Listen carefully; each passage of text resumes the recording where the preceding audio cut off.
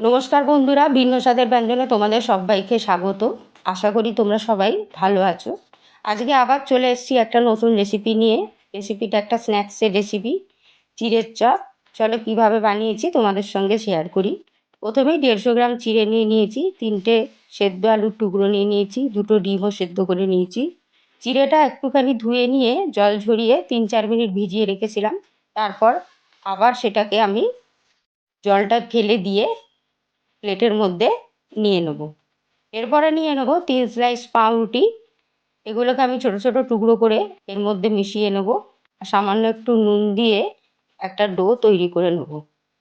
এইভাবে চিড়ের চপ বানালে খেতে কিন্তু খুব টেস্টি হয়। তো ওটা আমার তৈরি হয়ে গেছে। যে 3টে আলুর টুকরো নিয়েছিলাম সেগুলোকে এইভাবে আমি কেটে নেব।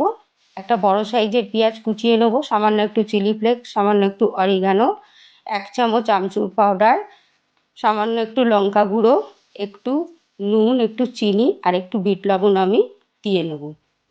এইবার এইভাবে এটাকে মেখে নেওয়ার পর আমি যে ডিম দুটো নিয়েছিলাম সেই ডিম দুটোকে ছোট ছোট করে টুকরো এর মধ্যে করে দিয়ে দেবো। দিয়ে এটাও মিশিয়ে নেব। তবে দেখতে হবে যেন ডিমগুলো এর মধ্যে ঘেঁটে না যায়। এরপরে আমি যে চিড়ের ডোটা নিয়েছিলাম সেটাকে আমি লম্বা করে এইভাবে গড়ে নেব। তারপর একে দুভাগে ভাগ করে নিয়ে প্রত্যেকটা ভাগ থেকে ছোট ছোট করে টুকরো কেটে নেব। এগুলোকে আমি লেচি করে নেওয়ার পর এগুলোর মধ্যে পুর করব। এরম ধরনের রেসিপি সাধারণত আমাদের করতে সময় পাই না এখনকার ব্যস্ততার যুগে। হাতে একটু তেল ব্রাশ করে নিয়েছি। এইবারে ভালো করে আমি এগুলোকে গোল করে নিয়ে এর মধ্যে পুরগুলো ঠেসে ঠেসে ভরে নেব। পুরগুলো একটু বেশি করেই ভরতে হবে। যত বেশি পুর হবে খেতে ভালো হবে। মুখটা ভালো করে বন্ধ না হলেও চলবে, কারণ পরে ব্রেড ক্রাম্বস দেবো, তাই মুখটা খুব বেশি বন্ধ না করলেও চলবে। এইভাবে চিড়ের চপ বানিয়ে তোমরা খেয়ে দেখো, খেতে কিন্তু অসাধারণ হয়, খুব ক্রিস্পি হয়, দারুণ লাগে। ইভিনিং স্ন্যাক্সের জন্য এটা খুব ভালো লাগে। একটা ডিম আমি নিয়ে নিয়েছি ফাটিয়ে, দেখো এর মধ্যে ডিপ করে নিয়ে ব্রেড ক্রাম্বসে আমি কোট করে নেব। দুবার করে আমি করব কোটটা, তাতে হবে কি খেতে খুব ভালো হবে, ক্রিস্পি হবে।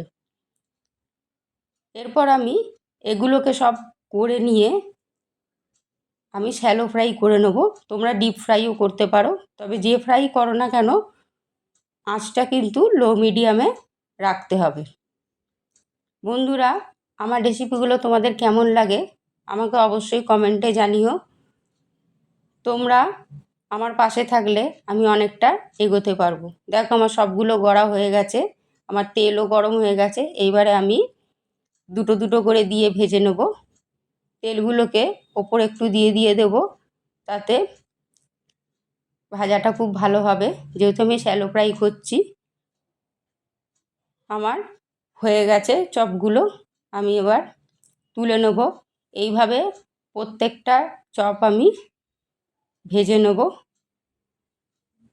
দেখো চপগুলো আমার সব ভাজা হয়ে গেছে, ভেতরটাও কত সুন্দর হয়েছে।